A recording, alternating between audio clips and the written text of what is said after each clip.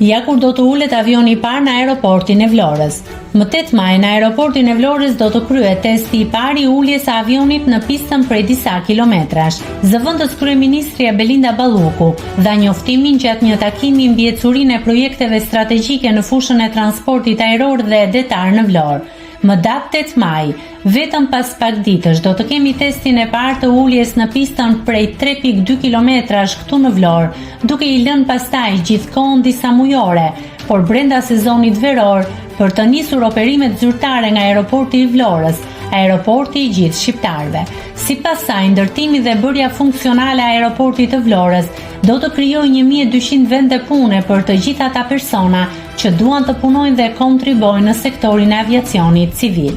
Aeroporti i Vlorës është aeroporti i parë që ka bërë bashkë 3 komponentë. Komponenti i parë është ai aviacionit civil, pra transporti pasagjerëve.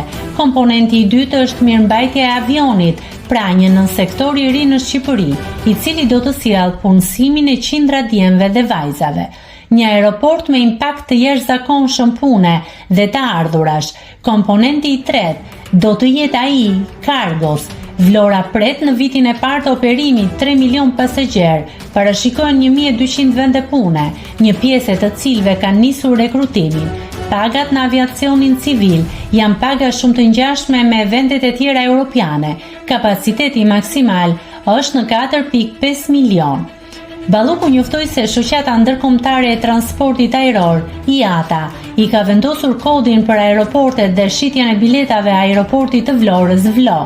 IATA, Shoqata Ndërkombëtare e Transportuesit Ajror, ka vlerësuar aplikimin e aeroportit ndërkombëtar të Vlorës në përputhje me standardet ndërkombëtare dhe i ka vendosur kodin për aeroportet dhe shitjen e biletave VLO.